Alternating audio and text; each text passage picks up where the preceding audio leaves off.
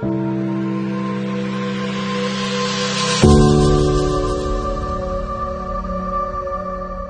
Dad, tell us a little bit about how fire protection was in the 50s before a fire department was here. What made the fire department happen?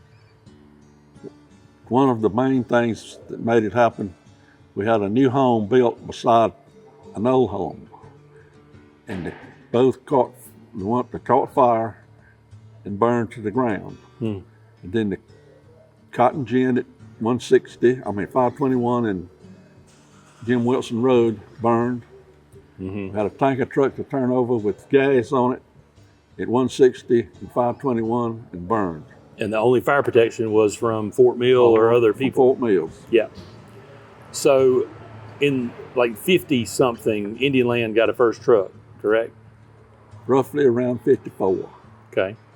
And then Pleasant Valley got a truck in 56. Shortly thereafter. How was that truck obtained? We had fundraisers, $10 home dues, and that's how we paid for them. Which was sort of a voluntary due. It wasn't, you had to. Everything was volunteer. Yeah. How did they get notified of a call? We used telephones. We had, our main fire phone was at Heath Potts' store at 160 and 521. Yep. He called 5 people. Those people called people till we got the word around. Like a phone tree almost. Phone tree, yes. And they also had the siren at the fire station. Not at first. Not at first. When did that come? That come with the radio system. Okay, in the 80s then. Yeah. Up until that point though, it was all phones. And if you heard the whistle blow, you came to the fire station. Tell us about that first truck. It was a used Ford 52 model. And we equipped it with fire hose, axes, everything we needed to fight fire. Okay. It was old and ugly. 52 model. It looked pretty good. It did, okay. It was red. Red. Okay. What about the first fire you remember going to as this fire department? Yes, it was a toilet outside toilet. Outside, yeah. Okay, and what happened? It burned it to the ground. As I recall, the man was trying to burn cobwebs out of the outside toilet. Yeah. Our dispatch system came out in the 80s, and that helped us a lot, right? Helped us a bunch. At some point, the phone rang in your house, though, correct? Correct. It was there about 3 years before the phone, the radio system came in. It would ring in that store, at the fire station, and at my house. Our house.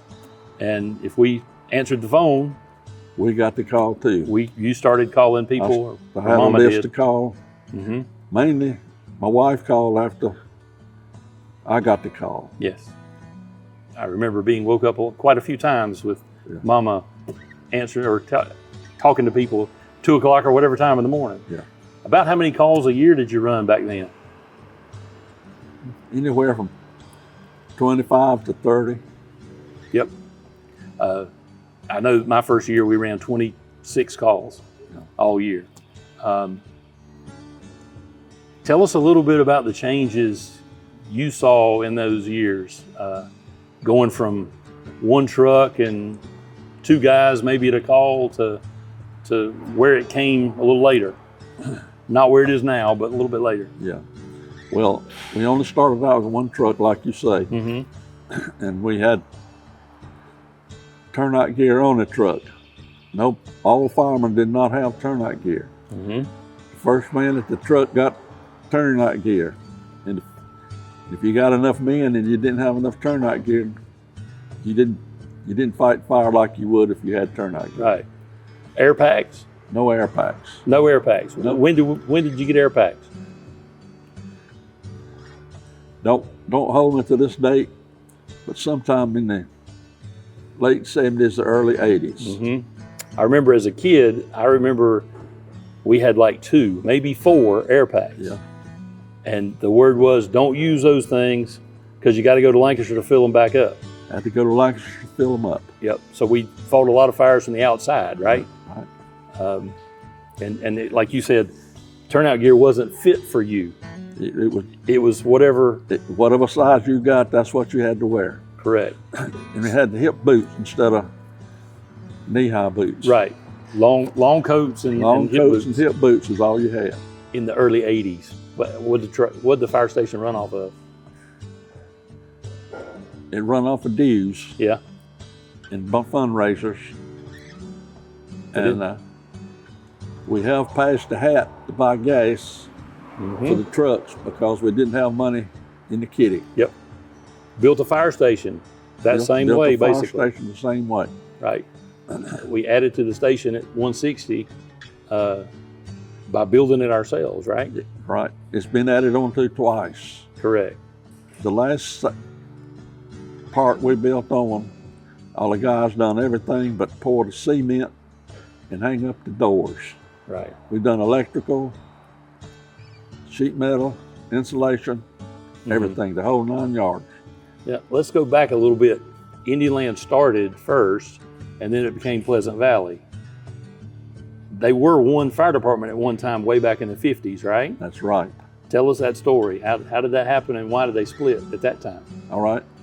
Indian Land got the first truck in '54, and we got ours about July of '56. Well, what happened, we were Station 2 for Indian Land to begin with. And the county was giving each department $1,000 if you raised $1,000. So we decided between the two departments, the leaders, we got our heads together, decided we were going to make Pleasant Valley and going to have Indian Land. Have two different names, so you get $1,000. Two different stations.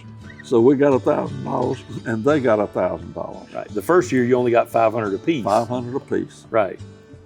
And so you served on the fire commission too. What years that was? 72 to about 84, 85. And the fire commission at that time was different than it is today. Yes. How so? Tell us. It had 6 or 8 members. Mm-hmm. And you rotated off every 4 years. Okay.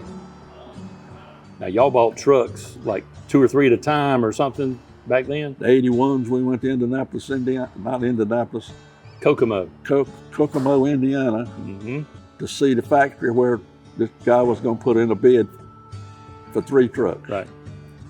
Okay. That's the 81s. 81s. That we eventually bought 5 of, I believe. Yeah. Right. In your years of experience, you got any advice that you would offer to a new firefighter that's out there that might want to join a fire department? Yes, he needs to be safe, number one. Then he needs all the training he can get. Because then another thing, don't stand back, step up to the plate when you're doing training. Yep. Don't be bashful. Learn by doing, right? Learn by doing. And any opportunity to learn, take advantage of it. Exactly. Anything you want to add? Well, it's just, I never thought I'd see this type of station, this type of equipment in Pleasant Valley in my lifetime. Yeah. But it's here, and I'm proud of it, and proud of the men that helped put it where it is today.